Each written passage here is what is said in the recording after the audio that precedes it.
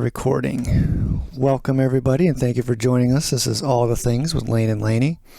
Our next guest is not only a model and beauty queen who has catapulted her game into being one of the best cake designing shop owners in our area. I dare you to give her a cake design that her and her team won't be able to whip up for your next party in taste that is just absurdly good. She is definitely an introvert, but one with a true grinder mentality.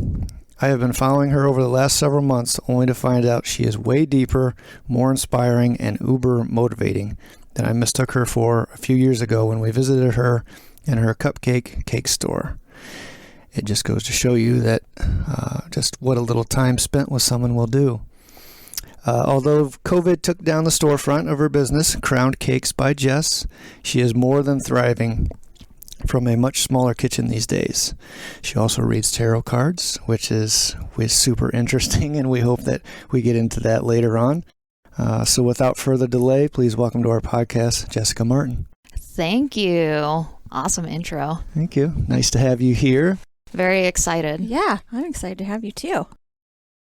So we're gonna start off by asking you where you're from originally. I am from Alaska. Born and raised. I don't think I've ever met anybody from Alaska.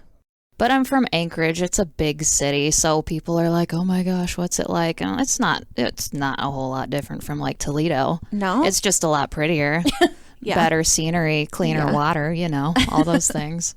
So how long did you live in Alaska? Born and raised. I moved here 10 years ago now. Oh, wow. Yeah. So now, Toledo area just feels like home, but yeah. I'm actually heading out really late tonight to go home to visit for the first time in 4 years. Wow. So I'm really excited. I haven't been home in, 4 years since I bought my house. Oh, okay. So that's cool. Yay. So your whole family still lives there? Correct. My whole side of the family. Oh, nice. All right. And is your husband's, he's not from there, right? No. He's what brought me here to this random city in the country. He was born and raised in Toledo, and he was in the Army when I met him, stationed right there on Fort Rich. It's right off of Anchorage, so. Okay. So it must have been a strong enough pull to say, all right, I will leave the beautiful scenery of Anchorage to move down to. Well, I was kind of miserable at that age, so I was ready to get out of there. You're very isolated up there, even though Anchorage is a big city. Alaska in general just feels kind of far away from everything, so I was more than ready and willing when he finally had been out of the military for a couple years and said, I'm ready to move back home. I said, let's go. We moved here. My daughter was like 6 months old. I was like, let's do it. Sold all our stuff with a baby and a toddler. And oh my gosh. Yeah, we've been here ever since. I love it. That's pretty cool. I love it. Yeah. Toledo's not bad. No, there's a lot of stuff to do. Yeah, say it's within driving distance of a lot of things to do. It is. I love it. If you're in Anchorage and you drive 2-3 hours, you're out in the middle of nowhere. Yeah. Yeah. But here you can get to pretty much anything you want within a couple hours. If Toledo doesn't have it already. Yeah. I'll say, I don't want to sound completely ignorant, but I think of Alaska as completely just, like you said, isolated. So where do you go? What do you do for something to do? Where do you vacation? Where do you... vacationing is taking several planes to get somewhere. Unless you're, if you're very outdoorsy, obviously, and camping and all of that is great up there. I'm really excited. Even though I'm staying at family's house, we always spend a few days camping in a small city up on the water so we can go fishing, get fresh salmon, all those things. Wow. Yes. That'd be nice. Yep. That sounds appealing. That sounds really appealing. I'm excited. I don't even like to fish. I just like to eat the fish. Yes. Yep. So you're a friend of Katie Maskey, who we just had on the show. How did you two meet? We met through pageantry. I have been involved in pageantry since I was in junior high. So when I moved here, I found a specific system that I was interested in that happened to have a local preliminary pageant, and she was the queen at that time. Oh, okay. So I kind of befriended her that way. And so that was almost 10 years ago. Like, it wasn't long after we moved here that we became friends. So I've known you probably 3 years now, I think. Probably we got introduced by a mutual friend that's in, the party type business. Probably, yeah. That sounds about right. And you've always struck me as a very shy introvert. So to know that you do pageants just blows my mind. Yes. It's something that has helped me tremendously. If you think I'm shy now as an adult, you should have seen me as a kid. Yeah. I was terrified of people, like all people. Yes. And so pageantry has helped me gain some confidence and interview skills and things like that that I couldn't otherwise find. So is that what made you get into it, or did your parents suggest it, or? I think at that age, when you're very like young and insecure and you are unsure about like everyone thinks they can be prettier and they're ugly when they're 12, 13 years old. Very insecure, awkward age. Terrible. Yes. So my 5th grade teacher was actually a former Miss Alaska. Oh, really? So she's kind of what piqued my interest. She held her own little pageant, and pretty much from there I was like, that's what I want to do. I saw it. I'm like, I want to do that. I want to get on stage. I want to feel pretty. Yeah. And that's what it was about when I was younger. Yeah. Putting on a dress and feeling like a star in your own little right, you know. And as I've grown, it's definitely become more about finding who you are, because the interview in most pageants at the older divisions, like I'm a Mrs. now, 50% of your score is your interview. Oh, wow. So you really have to be very self-aware and know what your purpose is and what you want to do with your crown and with your life. And have confidence and self-assurance and all of that. Yes. So it's something that pushes me. That's awesome that you're willing to step out of your comfort zone, because I consider myself to be an introvert, and I think that doing something like that would just scare the shit out of me. Yeah, and it still scares me, even though I've been doing it for like 20 years. That's good. I'm personally constantly asking, who am I? What am I? What's the next thing? Why am I here? Beyond, I have a cake business, and that's really cool. And I found a lot of purpose in that, but I'm so much more than the cake lady. You know what I mean? So pageantry helps me do that. We always talk about people that are more than their job. Yes. You are not defined by your job. If I was out stamping metal somewhere, or a shoe salesman or something like that, you can't define me as a shoe salesman. There's a lot more to me than that. Exactly. So listening to you talk about that, still self-exploring and things like that, it's good to hear. Yeah. And I appreciate, my business has luckily been successful. I couldn't even tell you how. Like, I just do it, and it's attracted really awesome customers. But I really appreciate being known as the cake lady. But I think I'm at a point now that my business is comfortable, established. I book a month out. I'm not striving to build my business anymore, especially after having that shop and realizing that's not really the direction that I wanted to go, because I could have tried a little harder and kept that shop open and expanded my hours. But I decided, you know what, there's more to me than that. Yes. So you had your shop for about a year? About a year and a half. Okay. 2019. It was pretty much exactly 2 years ago now that I got the keys. Oh, okay. So, and then it was the fall that I had my big grand opening. Yes. And then not even 6 months later, COVID. Yep. So, do you think had that not happened, you'd still be open?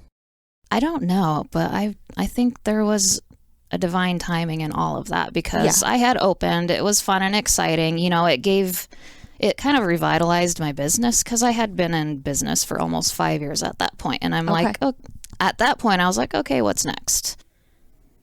So that was really exciting. Next step. Yeah, it felt like what I should do, because every baker should strive to have a bakery, right? That's what they say. That's what they say. But at the time, it did seem like the right thing to do, and it really excited me. And I think I had the most fun creating that space. Yes, it was so cute. Because I've shared before and afters. I don't know if you remember what it looked like before, but it was dingy and dark and gross looking. Yeah. And I turned it into something else. And so I had a lot of fun with that. And then a few months had gone by, and even before the pandemic hit, I feel like my walk-in business was starting to slow down. Yeah. So when everything shut down, I didn't have to, but I did. Right. I was like, you know what? We're just going to keep doing cakes and not do the cupcakes and stuff because I don't know if it was the location or what, but yeah, the walk-ins wasn't fulfilling I feel like anyway. That would be super hard to gauge of, how much inventory you should have out on a daily basis. And right. That would seem really daunting. Yeah, it became a job. It became hard work. It became less about the creative fun of cake artistry and more about I need to sell all these cupcakes and make my rent. Right. So, like I said, when everything shut down, I didn't have to because I was a food business, but I was like, let's go ahead and shut down. Yeah. But I still continued cakes and custom orders and stuff. Yeah. I'll say, how did you get into cake design? Is this all of a sudden you're decorating your kid's birthday? And so random. Well, when I moved here, I didn't know anybody. Yeah. Like my whole family is still in Alaska, and so my husband, beside him and his immediate family, I didn't know anybody, and he had lost touch with most of his friends being in Alaska and in the military for I don't know 8 years or so. So between high school and your older 20s, you get out of touch with. I didn't know anybody, so I took a cake class because at that time the show Cake Boss was really big. Yeah. I was like, I want to do that. So I took a class and learned a couple things, and then I started doing them for the kids, the birthday parties, the cousins, and it just naturally evolved. It was never something I'm like, I want to be that when I grow up. Right. It was just something I found joy in because I worked office jobs, administrative assistant type things, and at a certain point, it just was not fulfilling. Like it was just a job, and so time to figure something else out. Right, and I'm just a creative spirit, I guess. So doing the cakes and having fun with that was the joy. I think made it easy. Like when you put joy into what you do, people respond to that. Yes. So I think people see the love you put into your product and what you offer. It just sells itself, and that's what I think happened with my business. That's awesome. Definitely, because they tasted so good. Yeah. But they and still that too. do. I mean, I was just thinking the cupcakes, that you had so many different varieties of cupcakes, and every one of them was like, oh God, that was better than that one. Right, and right before that, I had gone through a period of like wanting to get really clean and healthy because I felt really sick all the time, and I was really addicted to soda, like really bad. So I did a lot of research about clean eating and organic and, going natural and learning about the chemicals that are in food. And so I think the divine timing of that, where it's like, not only did I learned how to eat better for myself, I translated that into my business, and that created a product that I felt like, and I still feel like, is better than your average cake. I think that's definitely what sets you apart. I mean, not only does it taste amazing, but you know that it's only quality going into it. Right. And you actually care about what you put into it. Isn't it so funny how everything that, I feel like everything in your life stacks up and brings you to where you need to go, because had I not had that administrative assistant office experience, I wouldn't know the basics of running a business on a computer and stuff. And had I not gotten interested in health, my product wouldn't be any different than every other average Joe bakery around here.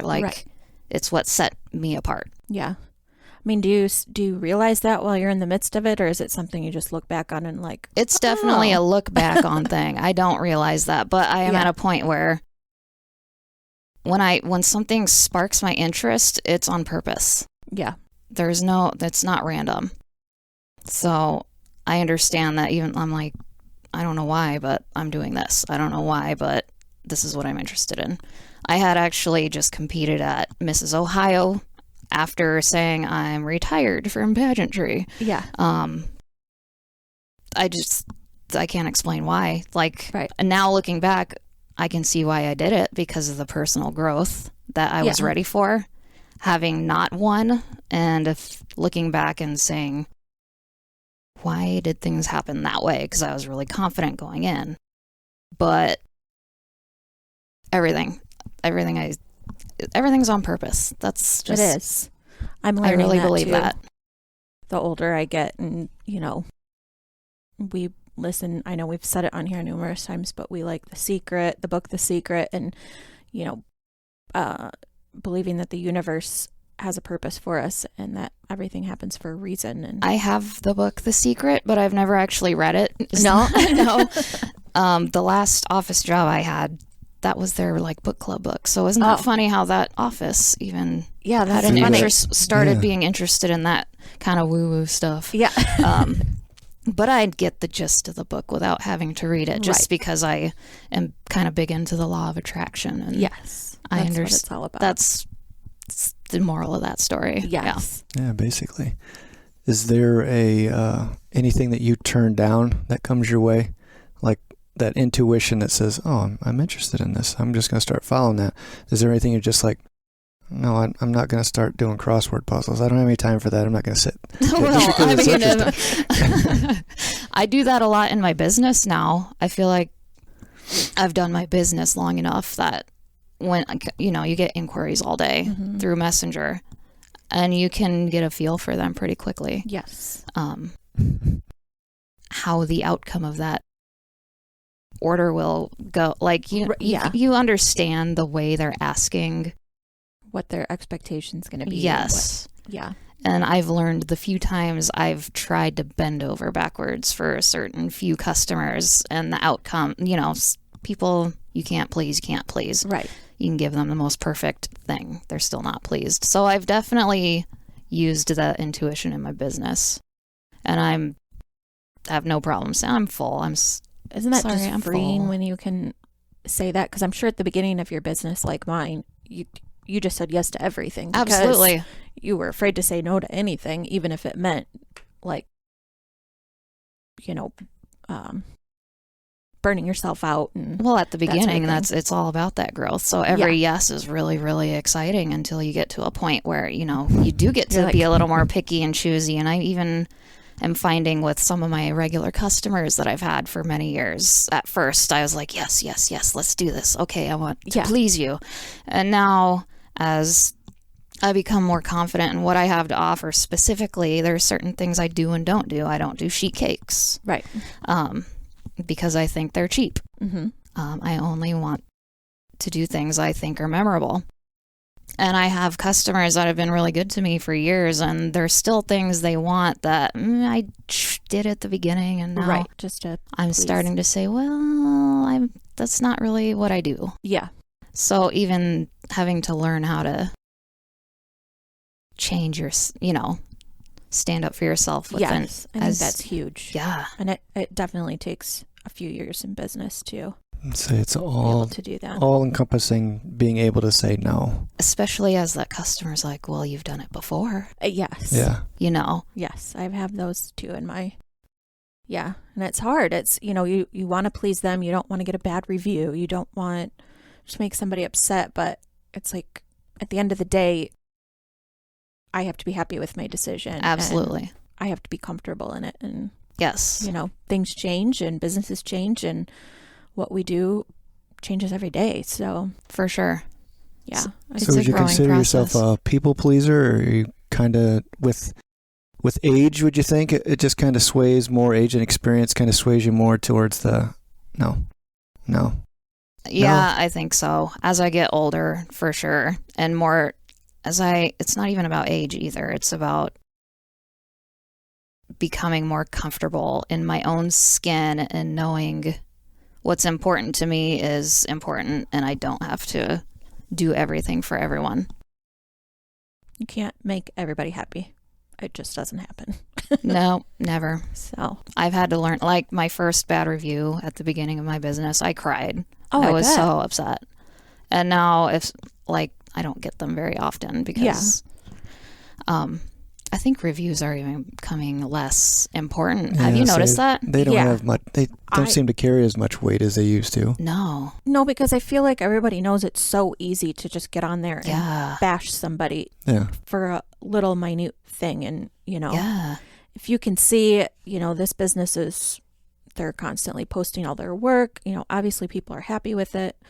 Then, I don't see them carrying that much weight. Yeah, the last one I got, I don't know when it was probably at least 6 months ago. Somebody left a unhappy message on my page, and I was like, "Thanks for giving us a try." That's literally, Yeah, I don't care anymore, and I love seeing that, how reflecting about how upset I was about. So I've definitely, having a business, I've definitely grown on many levels. That's awesome. So you talk about all the things that lead up to the next thing. Yes. And none of us really have any, oh my gosh, that meant that, and that was supposed to be this. We just we're behind the steering wheel, but somebody else is driving. Yep. So do you feel you're in a universe that's in your favor, or do you feel like... Absolutely. Or you feel sometimes that, what the hell was that all about? Okay, well, maybe I was supposed to learn from that. Yeah, well, believing in the law of attraction, I do believe that everything that comes to you is, a part of your energy field, for sure. So things don't, for the most part, don't just happen randomly. Things build and build and build and build, and things come to us that are meant for us through the path of least resistance. Does that make sense? That makes sense. This came to me, and this is the thing that I can look at, because you can have other experiences and just completely not understand why. Right. So those experiences come to you, they're meant for you to have at that certain time. You're supposed to learn from them, good or bad, and that's just the way it is. For sure. And I think, even with my business, I had no resistance to doing cake, and that's why it became I didn't know what I wanted to do with my life, but I knew I didn't want to work in an office for the rest of my life. Yeah. I had no past resistance to doing cake.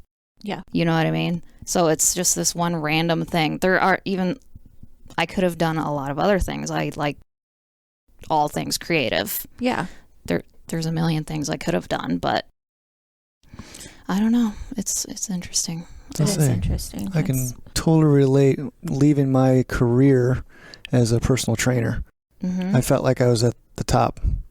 There were probably a ton of other trainers out there that are probably better than me or whatever, but I felt like I trained kids, I trained senior citizens, I trained disabilities, I trained middle-aged, I've trained, alcoholics, I've trained all sorts, rehab people. So I've done the whole gambit, and it just felt like I wasn't being pushed anymore. Yeah. It just felt like it was a doldrum, just mouse on a wheel, day in and day out.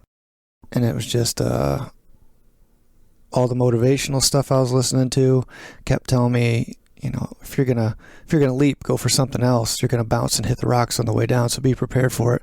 But you can't just sit there and go down the same street every day. And that's not life. That's a little bit how I was starting to feel in my business before I opened my shop. So I really appreciate, even though on the outside it could be considered a fail, because I opened a shop and it didn't work out the way. I didn't become huge in a storefront. So it could have, it looks like a fail probably to some on the outside. Yeah, but, I can see.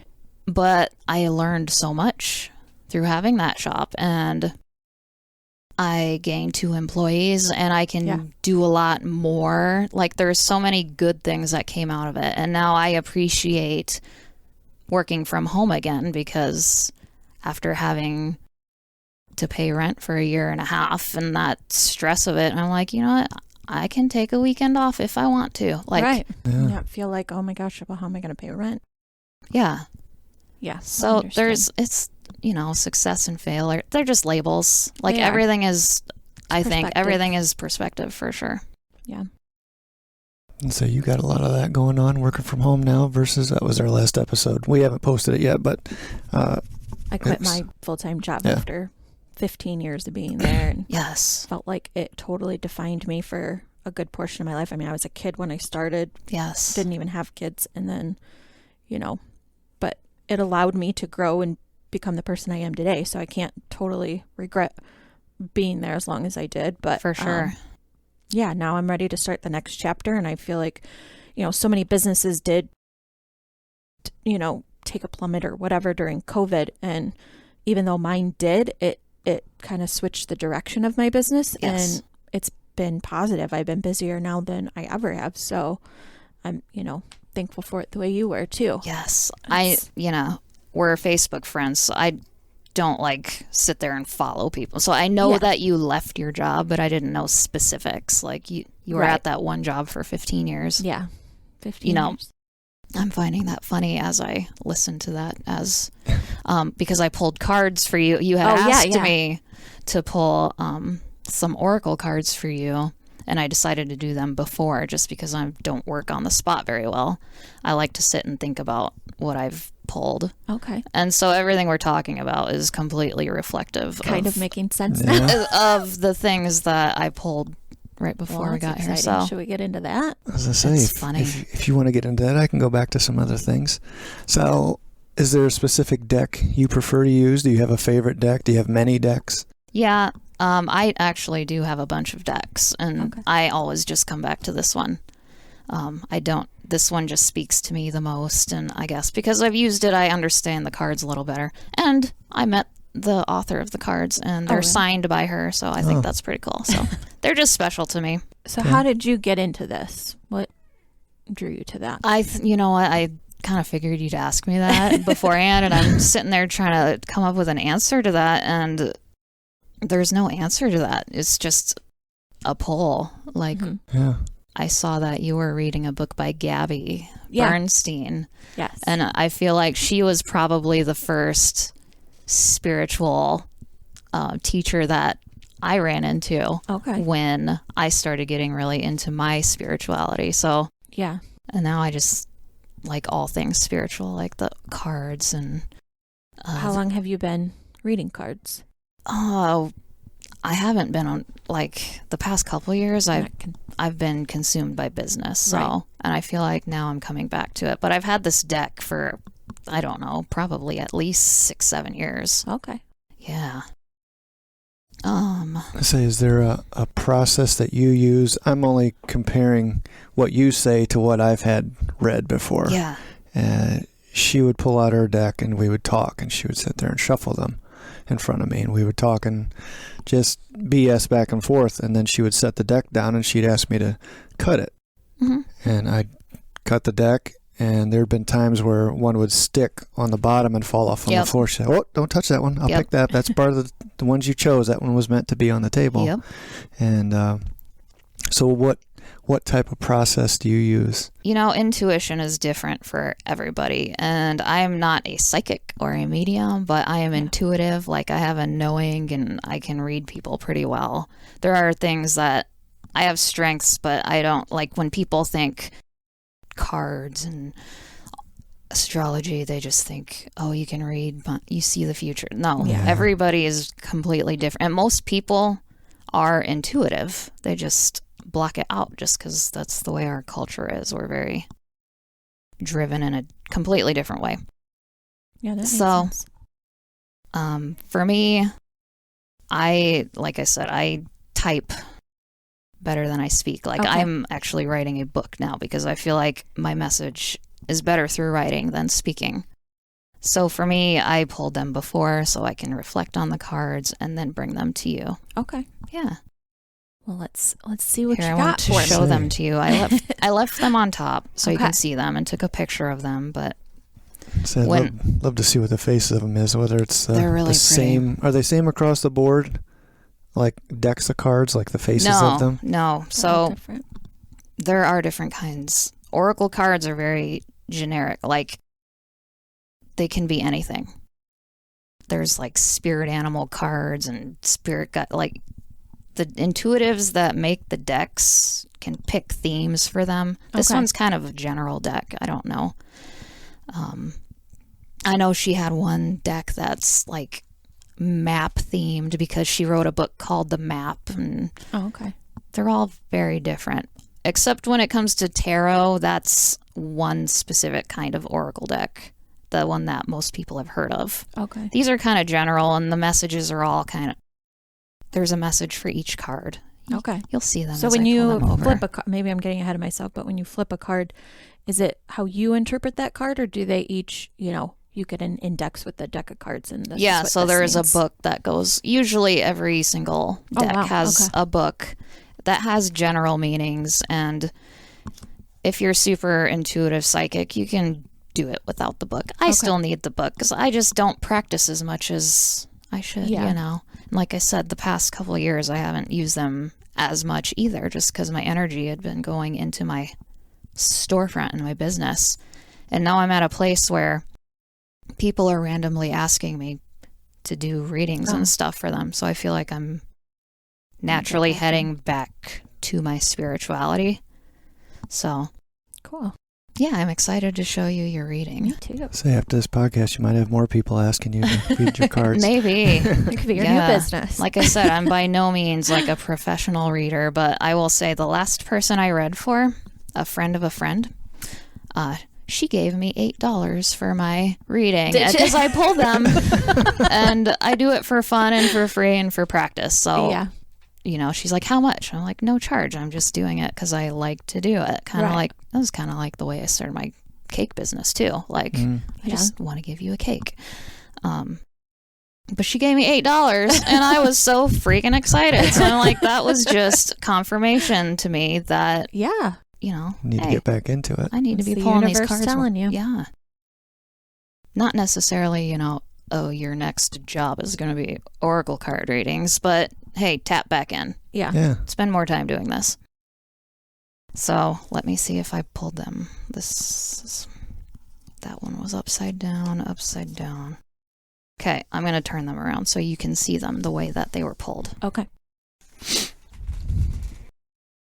And I will read you my notes. All right. Your first card was Yin. Isn't it such a pretty card? It is. Can I lift it up and... Oh yeah, look at it. If there's anything on the card that speaks to you, you have a lot of hearts too. To describe it to the people who are listening, the first card looks like a silver bird bath with a pink shawl laying next to it, or a curtain kind of. So it's yin, so yin and yang. Yang is a masculine energy of action, and yin is kind of that opposite of feminine receptivity and allowing, and so it's a pretty pink card. It is. So what I wrote is yin is the card of receptivity, letting others take the lead rather than trying to dictate outcomes. You can voice your opinion, but let others make the final decision. That's important right now.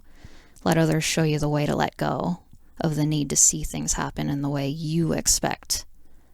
And then I feel like that just rolled right into the second card, come to the edge. So it's a girl standing on a little cliff. She's got lots of hearts coming down off of her. Yeah, come to the edge. I mean, that's pretty self-explanatory, Can I just tell you, one of Gabby Bernstein's books that I read, The Universe Has Your Back, talked about asking the universe for a sign, and you have to be specific about what sign you're looking for. Well, my sign was a red heart. Was it? Yeah. Oh my God, you have all these red hearts on these. So I literally got chills when you turned those over. That's perfect. And some of these have flags on them. Some of them have crowns on them. Some of them have there's themes throughout the whole deck, but not every card has all of those things. So 2 of your cards have red hearts. Lots of them too. Yeah. So going from that, letting go and allowing things to come to you, to your second card, it says let go of the unknown and take a risk. Allow courage to lead rather than fear. Not knowing the outcome is because the outcome is greater than you're able to imagine. Let spirit lead the way and know you are safe.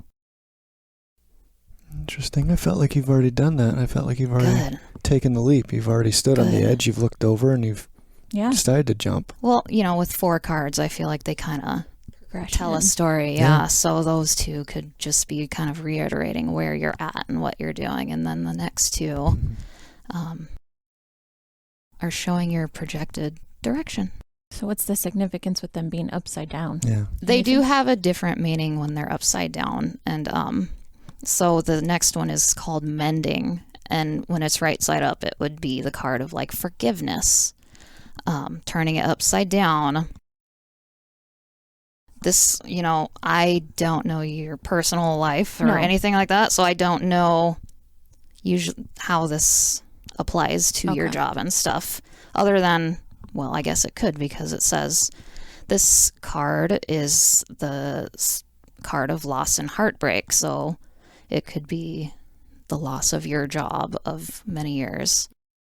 When we accept what is and that is when we're at our greatest potential for deep healing. This is a time that removes separateness and you start to see the world as whole rather than being alone in the world. Because you must become dependent on others when we can't hold ourselves together. You'll never be left behind. Spirit tells you you are never alone. You nod your head, and what are you thinking? Yeah, I think definitely loss of... You lose your identity almost when you take away that big chunk of your life. I mean, that's a long time to be there. Long time to be there, but also a long time, we talked about it last week, about just constantly being pounded down. Right. You are not that good. You are a crappy salesperson. You awful, blah, blah, blah. So trying to, regain that confidence in myself, and yes, my business has helped that a lot, but yes, now just totally being done with that and rising back from that, basically. Yes, and then that definitely goes into your last card, which is soulmates, and that one's upside down too. Which is two cute little penguins on it with a bunch of hearts. Yeah. So I think those two are definitely talking about the healing of the experiences you've had and going forward into your new job. What I wrote down was old patterns that have not served well in the past may be coming back so they can be healed. There's a sacred lesson. Don't ask yourself why'd this happen, but what is the gift? You are going to be changed for the better. So the whole overall feeling I got from the cards was there's powerful healing taking place through a loss of control, because you don't know what the future is going to hold. You're not in that safe, stable, secure job anymore. No. I know how that feels. Right. You're like, I have no idea what's going to happen. Yeah. I don't have a retired, right. The 401, all the stuff that comes with, I don't have vacation pay anymore, all of that stuff.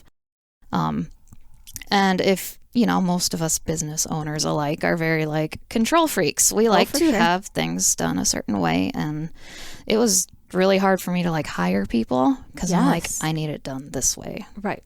So I think these cards are probably speaking to that part of you too. You want to know what's ahead, but you're not allowed right now. It's just not. Yeah. Just have to see what comes, and it's going to be good. And then I think they're also asking you to just be aware of old stories and become receptive to the new, and everything happens on purpose. So even if you stumble through your learning curve it's all good. It's all meant to make me better. Yep. Just be aware when, things along this line pop up. Yeah. If things trigger those things, be aware so that you don't repeat patterns. Yeah. That makes a lot of sense. I hope so, because like I said, I pull for people and I'm like, I don't know what this means, but I hope that it makes sense to you. Yeah, I think it makes perfect sense. I like the first card because it said something to the effect of trusting in other people, allowing other people to do what they're supposed to do and allowing them to help you. Because I'm terrible at that. Which is something you are just shit awful at. So am I, don't worry. Yeah. And I think that speaks both to, I noticed that your business has a larger scale. There are others that do what you do in different cities. Yes. So I feel like that speaks to both learning from others who have been established longer than you, but also your customers. Right. Yeah. I know sometimes customers will come to me and say, this is what I want. And I'll be like, no, you don't. I won't say that out loud, but right. To a point, letting them take the lead and yes, feeling like they are the ones in control. Yeah, absolutely. I don't know if that has ever been an issue or will be. Oh, but for sure. for sure. Yeah, and they'll come to you and ask, and you're like, how the hell am I going to do that? But or do you really want that? Yeah. You just did that recently, sure? didn't you? Huh? You just did that recently, didn't you? Somebody came to you and you're like, no, that's not going to work. Yeah, I don't remember what it was now, but I was like, let them talk it through, and I think they decided that it wasn't going to work.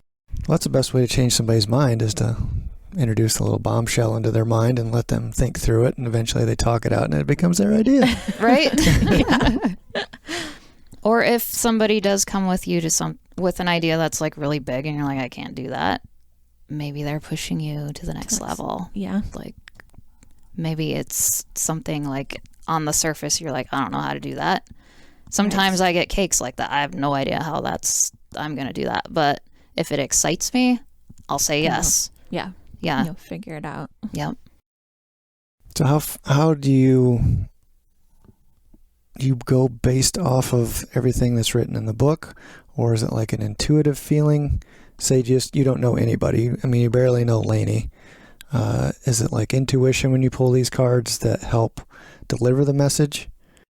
Yes, because I do still turn to my book, but this is not me writing the definition of the book, but rather than certain things will stand out as I'm reading them. And as I see these cards collectively, certain words or sentences, I feel like they will apply to you. So even though there's a couple paragraphs of a definition of that card, sometimes that whole message I don't feel applies to you. So it's your interpretation of. Yes. It's my tapping in and trying to make the puzzle pieces fit to these 4 cards are what you need to know. And yeah, I thought it was spot on.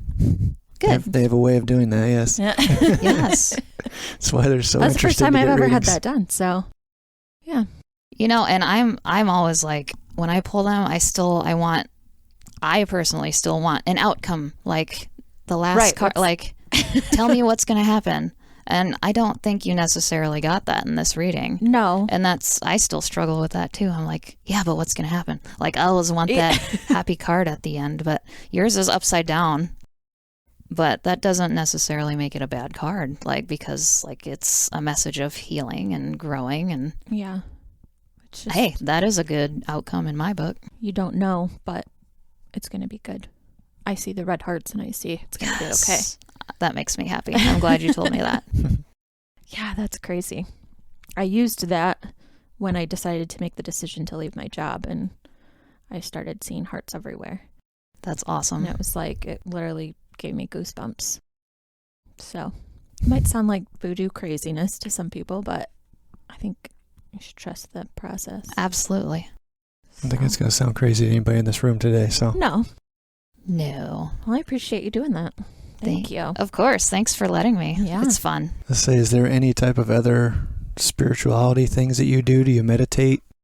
I'm a horrible meditator. As most people are that I know.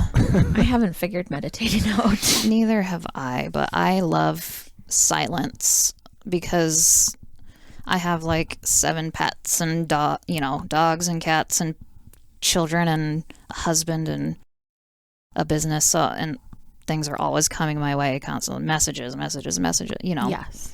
Life of business owning and It friends never and stops. yeah. So the phone dinging and messages coming in. yeah. So when do you find time to take in the silence?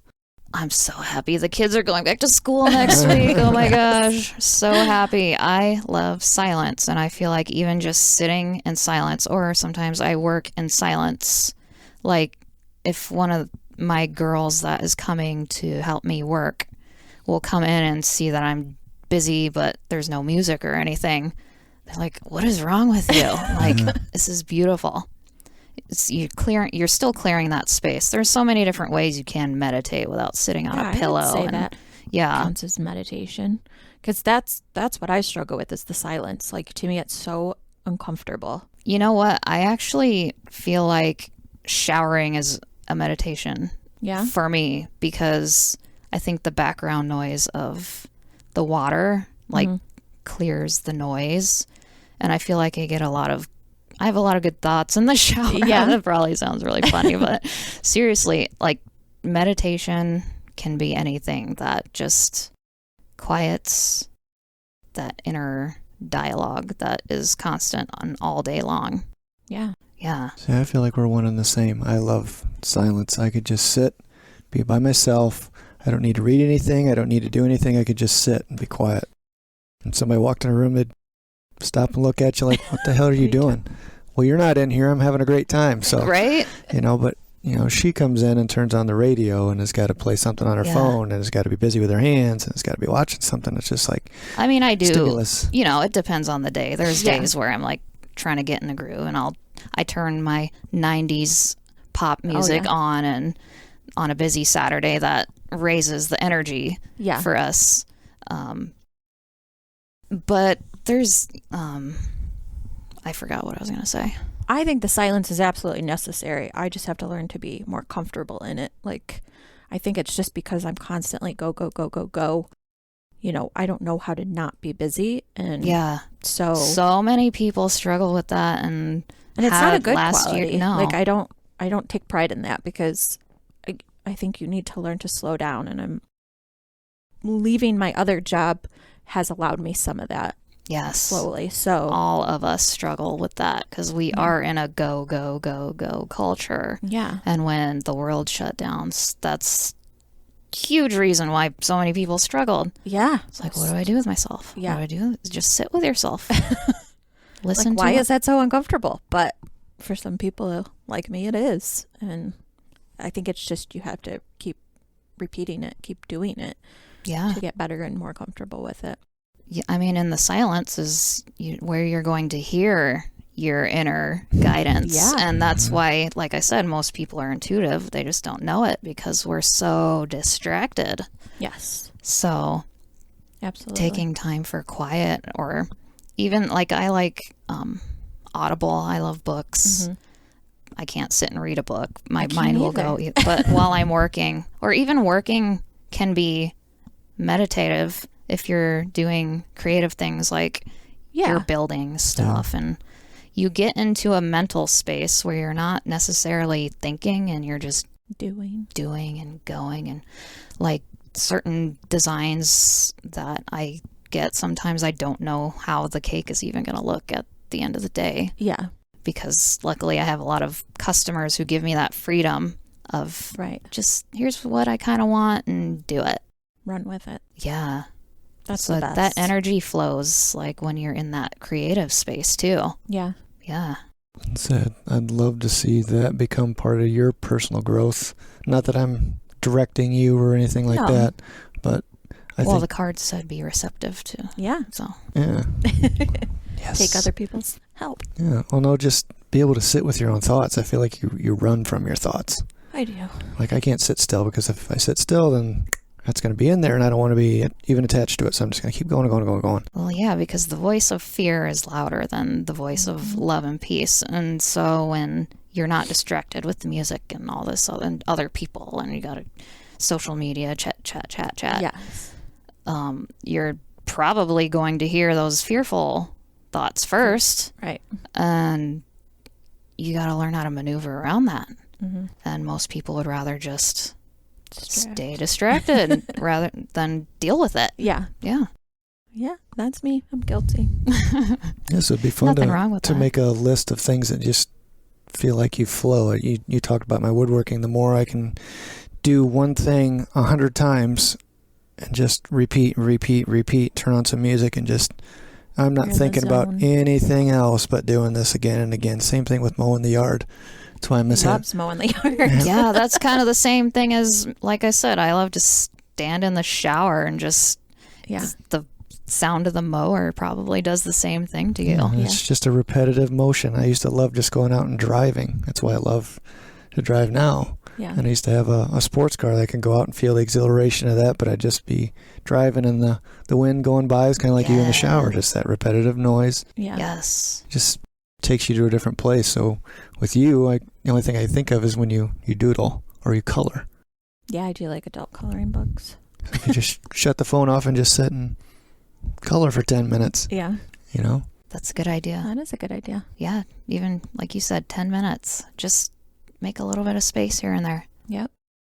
So we ask all our questions, or all our guests this, but what motivates you? What drives you? Do you listen to somebody? Do you have a thought in your head or a objective goal in your mind? Or you got things that happen every day that you're just like, I'm doing this. This is what motivates me. I almost never have specific goals. Almost never. Like with my business, I started it. I had no goals. Like I have to have this much money in the bank or this many followers. I did not do any of that. And I feel like being detached from outcomes is where you're most receptive. That makes sense. Because when you're in, you need to control. I need things, I'm obviously the opposite of a type A personality. I'm very wishy-washy. So I do drive, like my customers that are very type A, I drive them nuts.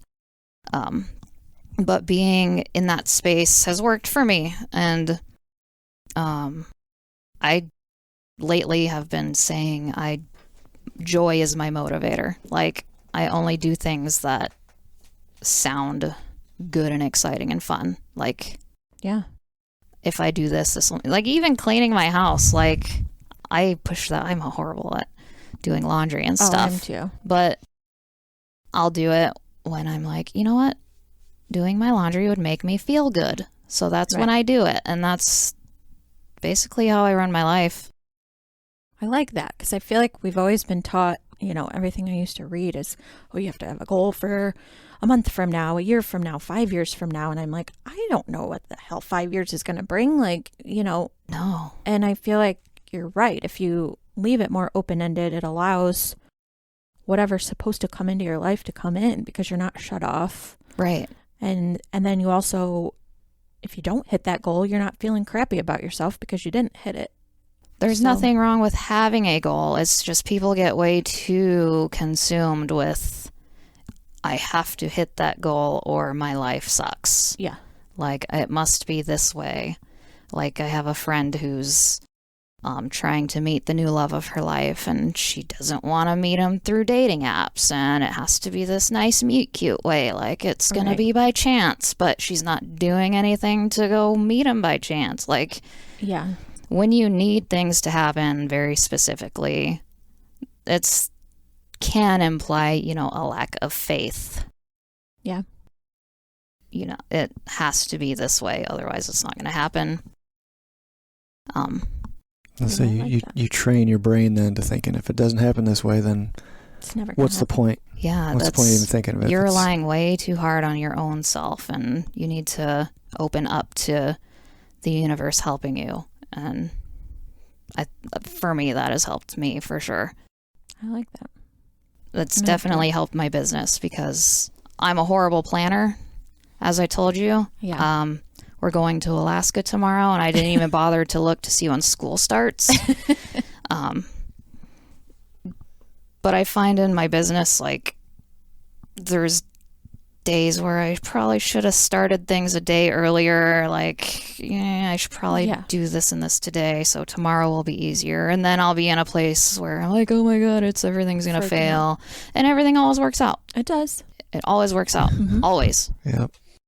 That's one of my mottos. I don't know if that was the question, but what motivates you? What motivates you? Just knowing. Knowing. Yeah. Everything always works out. It always does.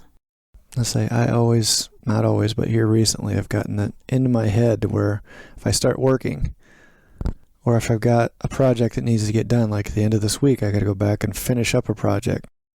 I know I can do it. It's in the back of my head like, oh my God, what if I can't do it? What if I can't do it? Right. Why is that even there? Yeah. And just knowing that, dude, it's going to be fine. You're going to go there. And as soon as you get started on it, you'll finish it and it'll be fine. Yep.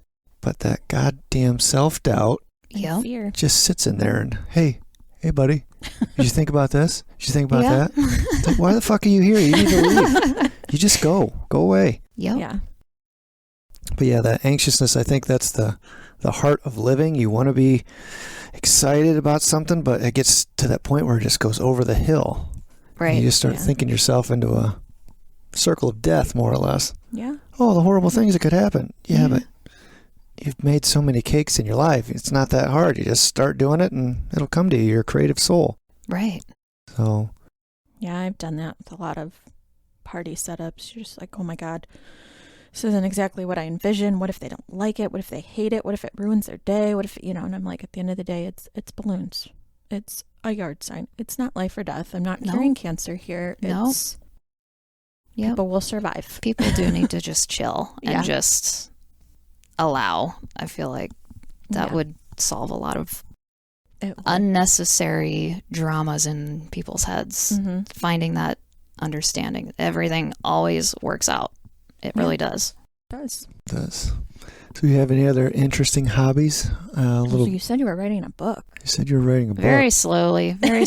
Nothing worth talking about yet. But that's, I think, why I'm in a place with my business where I'm like content. Yes. The universe is bringing me business, so I'm steady there. I don't have to worry about growing it so that I can do the next thing that I'm meant to do.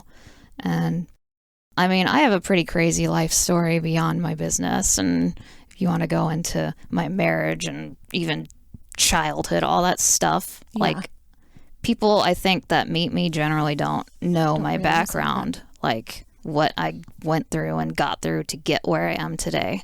I know, I mean, just from following you, I know that you recently found your birth father. Yeah, that's such a cool story. Yes. Can you elaborate on that a little bit? I know, that's another cool piece. Like I've been through a lot of really cool things in my life, and I feel like it's on purpose, the good and the bad. A lot of both. Yeah. So I'm at a point where I'm like, I need to share these things, and because I know somebody else is meant to hear it. Right. So I did not know my biological father growing up. I actually thought my older siblings' father was my father because I had their last name because my mom was still married to him. So that was just a natural thing. Yeah. And then I found out in like a really traumatic way when I was like 15 that he was not my father. Oh, wow. So from like 15 years old up, I've always had this wondering, like, there's this guy out there that is my dad. And the way my mother explained it was that she got pregnant and he was also in the Army, Alaska's. There's a lot of military up there. He was getting ready to go back home to his home state after leaving the military. And they had a casual thing. She got pregnant. He was leaving. She didn't tell him. Oh, so he didn't even know. No, she was like separated from her husband and like single but not, you know what I mean? Still married, but not she's together. Not going to tell this person she hardly knew who was leaving, like, right, hey, we made a baby. Yeah. So he left, never knew. And then just 2 years ago, my sister did the Ancestry or one of those DNA tests. I don't know why she did it. Probably just for fun. Like, she knows who her parents are and all that. Like, I don't know why she did it, but it sparked that curiosity in me again. Because I'm like 30 something. I'm like, it just is what it is. I don't know my dad. It's just, I just thought that's the way it's going to be. That's the way it is. Yeah. That he's out there living his life, and the thought of intruding on that was like terrifying. So, but she did that test, and then it became just this daily thought, like, should I do it too? Yeah. What would happen? Like, what's going to pop up?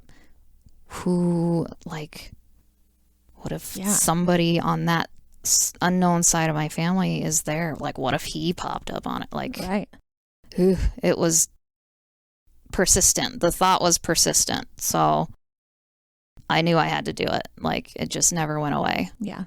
Because some, people get ideas, and in the moment it sounds exciting, and then it fizzles away. This one didn't fizzle away. And I thought I was fine with, I was fine with where I was, and knowing he, I probably would never have a relationship with that person. Yeah. That was just the way my life was. So I also feel like that detachment from that outcome is why things worked out in the way that they did, because I did take the test. I ended up finding a cousin. Okay. and that cousin led me to his siblings. And then because he's like a dinosaur, he doesn't do social media, any of that. He's someone who's never been married, like no other kids. Oh, wow. So it was a bit of a process because my mom did give me his name, so I saw the last name pop up. Oh, okay. So I had to do digging for several weeks, over a month. But eventually I got to his sister, who told him. And then she's like, I told him I'm going to give him a week to think about it. Yeah.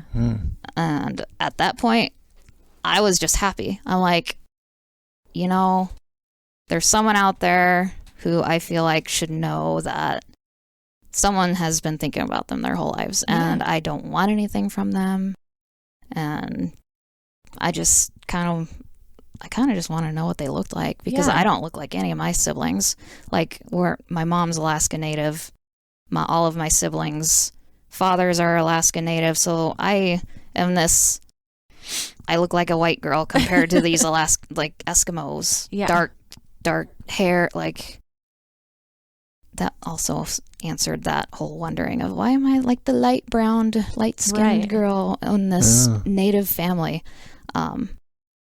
So he took his week to think about it. He decided what's there to lose, I guess, and we texted. It turns out I am a lot like him, because my mom is very loud and obnoxious, and she's very loud, outspoken. And I, as you know, am very introverted and kind of a monotone, like mumbler. That's me. And then when I finally heard my dad's voice, he's also very monotone. He's the deep-voiced kind of guy. But oh my gosh, our first interaction was through text, because he was too scared to call me. So I found like a missing puzzle piece to myself. Like I see so much of who I am in him. Isn't it amazing? So that's crazy. Amazing. Especially after all these years. Yeah. And he was receptive of it. Yeah. I mean, he was terrified, but he's also, I think he was curious. Yeah. So he never had any other kids? No, That's wild. Ultimate loner. Like I said, it made me I saw myself in him. Like, why am I the way I am? Why am I so like socially awkward and quiet? And I had to just feel so good. I can't even fathom. And it was in my DNA. Yeah. He's just always been kind of a loner, and now you guys are pretty close, aren't you? Yeah, so we went through for a few years, we texted all day, every day, like all the time, like this getting to know each other phase. It was really exciting and cool. And eventually he ended up moving here. So he actually lives with us. Oh, I didn't know does? that. He does. Oh, how cool. Yeah. Wow. That's amazing. Where was he from? Wisconsin. Okay. Yep. So now I'm at a point that it's just, I'm so comfortable with him. I even forget how cool it was just to go through that just a couple of years ago, because it's like, oh yeah, that's my dad. Right. It's like you've known him your whole life. Wild. Isn't it crazy? So I'm like, cool. Oh yeah. Yeah, he's at home. He's watching the pets for us while we're gone and while we go to Alaska. And oh, wow. It's been quite a journey, and that in itself is probably a whole book's worth of writing. Just finding your identity and all that. Yeah. As I said, I don't want to spoil anything from the book, but is that what the book is going to entail? Basically, your life story? Is that what? That probably most definitely will be a part of it, because I feel like when I did go through that, I shared it on Facebook. Yeah. Every step of it. Mm-hmm. From taking the test to seeing that last name to reaching out to the people through that ancestry and none of them knowing who he was, because like he's being a loner, he's not connected to his whole family like some people are. No social media. Yeah. So within that couple of months ish of finding a cousin to finding a sister, I shared all of it. Yeah. And I cannot tell you how many people reached out to me through like personal messaging and commenting like, oh my God, I can't believe this has happened. I'm so excited for you. I also have questions about my ancestors. Like, so there's a lot of people out there that won't they won't try because they're scared. Oh. Yeah. So maybe you can give them, the confidence to be able to do that. Right. That's very cool. That has to go in your book. Right? I know. And that's just one piece of my book. That's just one chapter and all the crazy stuff. So, yeah. That's a good story. It is a good story. That leads me to one of my questions I didn't have, but how does your husband compliment you?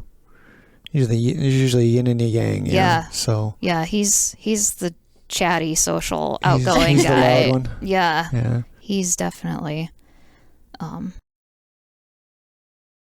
yin and yang for sure. Okay. Yeah. I just wondered because I didn't figure there'd be two quiet people in the house that were seeking the silence. I figured one was out there banging with a hammer, and you're in there like, this will be over soon. This will be over soon. Nope. I picked someone who is, he's loud and he's funny and he makes me laugh and he's a good cook and all the things that I am not, for sure, because I don't like to cook.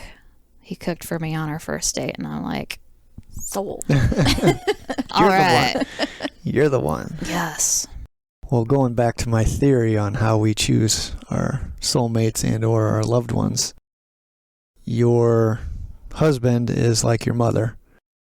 And I was literally about to say that, but I didn't. I think because I've reflected on that in the past, most recently, because I just saw my mom for the first time in like 4 years. She came to visit. Okay. And being around her energy again reminded me of, I did marry someone who's very loud and out there, and isn't that interesting? It is. Yeah, we talked a lot about that, and it's weird. Oh, and you're like your dad. So you got your loud mom and your quiet dad. Mm-hmm. And you got your loud husband and a quiet you. Yep. And was your husband's mom or dad quiet? So my husband's mom was very social butterfly. She wasn't loud, but she was very friendly and everyone loved her and knew everybody. Like, before she passed, we moved here before she got sick. So I got to spend a few years really getting to know her. Like, I had met her a couple times before, but 3-4 years or so into moving here, she got cancer, and that was a slow decline. So, but getting really to know her before she was sick, she's like one of the best people ever. So I like to think that he married his mother too, because I'm the best ever. No, he married someone his mother was very loving and kind to everybody and all the good things. No, I don't think anybody could say anything bad about her. His dad died when he was like 6 years old, but he was not that great of a person. Okay. Yeah. So maybe he did marry someone like his mom, because I don't think anybody could ever say anything bad about you. I don't know. That's if they have anything bad to say about me, they don't say it to my face, because I don't want to hear it. Like, that's where I am. Like, you got a problem, that's your problem. Yeah, that's not yours. No. With the occasional bad review that I haven't had one in forever anyway. So, I try not to live a life of hurting other people. So I don't. I don't have a lot of drama, thankfully. That's good. Yeah. That's the way to live life. My kids are my drama, though. My kids, that's a different story. Yeah. That's a totally different story. But other people, friends, family. Yeah. I say, have you found that you've cut people out of your lives because you don't pull that drama to you? Like, that's a whole nother chapter in my book. My best friend, we met when we were 6 years old. We lived across the street from each other. Best friends, like one of my only friends when I was young, because I was so socially awkward. Like, she was my friend. And she, even though we grew up like parallel lives, she never dealt with some of the stuff she needed to heal from, and that turned into alcoholism and drugs and all kinds of bad stuff. She ended up moving here a few years ago to try to get away from all that, but she wasn't serious about it. Ended up stealing from me. You know, it was bad. It was taking advantage of me because I let her live in my home while I tried to help her. But thankfully she did go back home to Alaska. But that was a huge, huge learning curve of this person you label your best friend, and then not realizing they're that far into like a serious alcohol, drug problem. Like, it's very toxic. Yeah. And having to let go of that security of this is my best friend. Yeah. After 25 plus years, like that's really, really hard. That is hard for sure. And it's, I've not in that exact situation, but I've lost a friend of about that long, and it's, you feel like you're losing a limb because that was your person. They're a piece of, like, Yeah.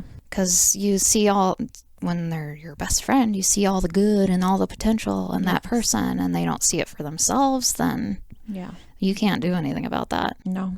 You can't fix them if they don't want to be fixed, for sure. Nope. And I've spent a long time trying to be that fixer, so I'm in a place where I'm like, nope, I can't fix you. Nope.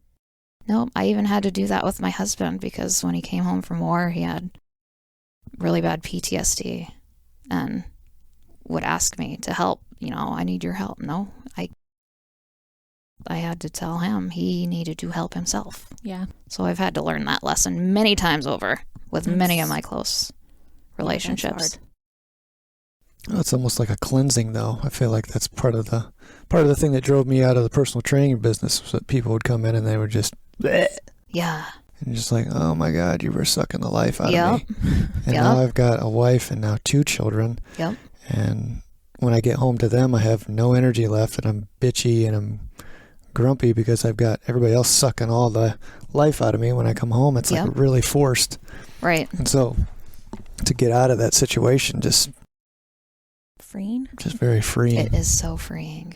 Although, there's a little piece of me that's sad about that. Yeah. Grieves that, I think I'm past grieving for that relationship. It is a weight lifted. It is. It's like knowing your purpose is not to help that person. Like, yeah. Yeah. For sure. Getting rid of all the relationships that drain you and creating space for the ones that inspire you.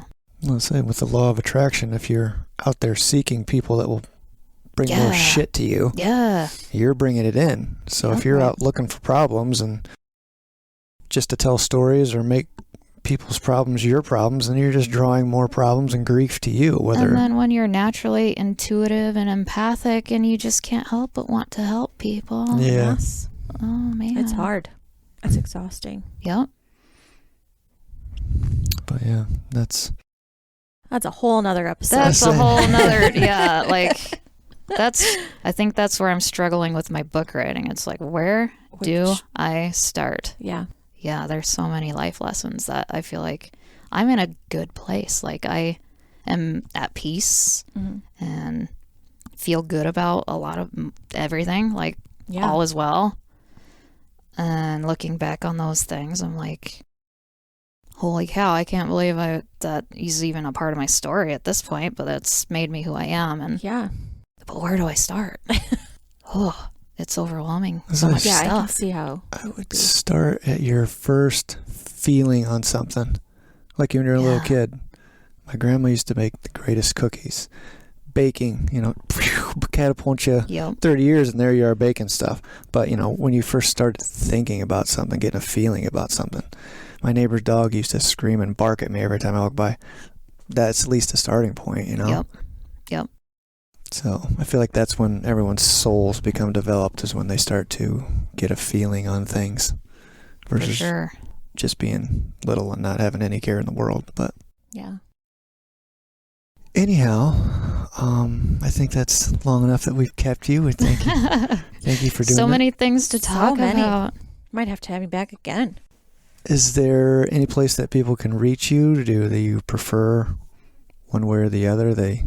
Website, Facebook, call you personally? I know, right? I know. I put my phone number on my website, so people do text me now. So all of it, they just show up everywhere. But I do have a website, but as far as business goes, I strongly prefer Facebook messaging. That's where I'll respond first and foremost. Okay, so that's Crowned Cakes by Jess. Crowned, CROWNED. People get confused about that. Crowned Cakes by Jess. Yep. All right. Well, do you have any other further questions? I don't think so. Okay. We touched on a lot. It was good.